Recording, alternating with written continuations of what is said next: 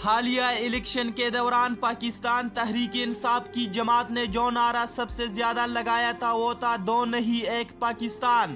پاکستانی عوام نے پچھلے 70 سالوں میں صرف اور صرف نعرے ہی سنے ہیں، وہی سیاسی جماعتیں، وہی چہرے، وہی نعرے۔ ہاں، اگر ان میں کچھ نیا تھا تو وہ تھا یہ نعرہ کہ دو نہیں ایک پاکستان۔ پاکستانی عوام یہ نعرہ سن کر یہ سمجھ بیٹھی تھی کہ شاید اب کی بار ہی ہماری قسمت بدل جائے،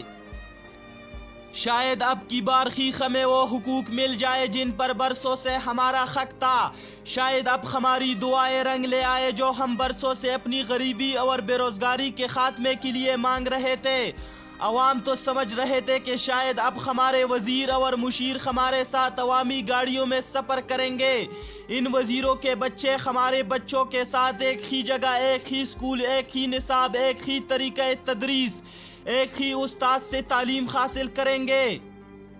لیکن کیا فرق آیا؟ ابھی تک وہی جو کچھ پرانی حکومتوں میں حکمران اور وزیر مشیر کرتے تھے۔ آج بھی غریب کا بچہ فرش پر بیٹھ کر تعلیم حاصل کر رہا ہے، بلکہ کچھ جگہوں پر تو فرش بھی میسر نہیں، جبکہ امیر کا بچہ دنیا کا مہنگا ترین نصاب اسکول اور جدید ترین طریقے تدریس کے مطابق قابل اساتذہ کی زیر نگرانی تعلیم حاصل کر رہا ہے۔ امیر تو آج بھی اپنے علاج مہنگے ترین پرائیویٹ اسپتالوں سے کرواتے ہیں، جبکہ غریب کا بچہ آج بھی کتے کے کاٹنے کی ویکسین نہ ہونے کی وجہ سے کمشنر آفس کے سامنے تڑپ تڑپ کر جان دیتا ہے۔ کسی ایم این اے یا ایم پی اے نے آج بھی کسی اسکول یا کالج کا دورہ کرنا ہو تو غریب کی بیٹیاں اب بھی گھنٹوں روڈز پر کھڑی ہوتی ہے تاکہ ان عوامی نمائندوں کا استقبال بہترین طریقے سے کیا جا سکے۔ آج بھی بڑے بڑے چور ڈاکو مقدمات ہونے کے باوجود پروٹوکول کے ساتھ اسمبلی میں آتے ہیں، آج بھی سرکاری خرچ پر علاج کروا رہے ہیں، قوم کے پیسے سے عیاشیاں کر رہے ہیں، جبکہ دوسری طرف صلاح الدین جیسے غریب کو تفتیش کے دوران ایسی اذیت ناک موت دی جاتی ہے کہ اللہ کی پناہ 500 روپے چوری کرنے والے کو تو مار مار کر قتل کر دیا جاتا ہے، جبکہ قوم کا خون تک نچوڑ کر اپنی اولاد پر لٹا دینے والوں کو جیلوں میں بھی عیاشیاں کروائی جا رہی ہے۔ صلاح الدین جیسے لوگوں کو انصاف مل پایا کہ اب عدالتی نظام، اسکول کا نظام، پولیس کا نظام امیر اور غریب کے لیے ایک جیسا ہے، کیا اب عام وزیر سے لے کر وزیر اعظم تک مدینہ کی سربراہ کی طرح زندگی گزار رہے ہیں، کیا اب عوامی نمائندے عوام کے ساتھ سفر کرتے ہیں، کیا وزیر اعظم پاکستان اب ایک مزدور کے برابر تنخواہ لیتا ہے، کیا امیر اور غریب کے بچے کا معیار تعلیم، معیار خوراک، معیار ادویات ایک جیسا ہو گیا ہے،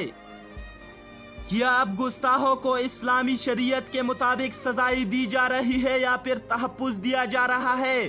کیا اب حکمرانوں کے بچے پاکستان میں رہ کر یہی کے سرکاری اسکولوں میں تعلیم حاصل کر رہے ہیں،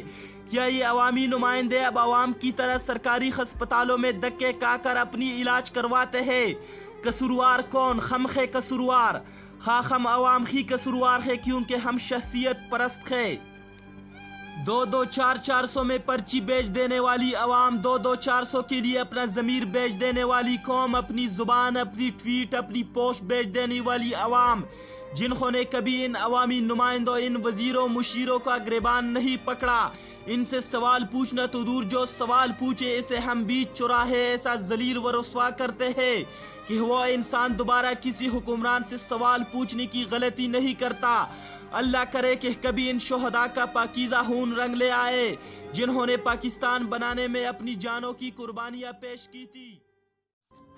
اپنے میزبان عدنان پراز کو اجازت دیجیے اور دیکھتے رہیے پاکستان چینل۔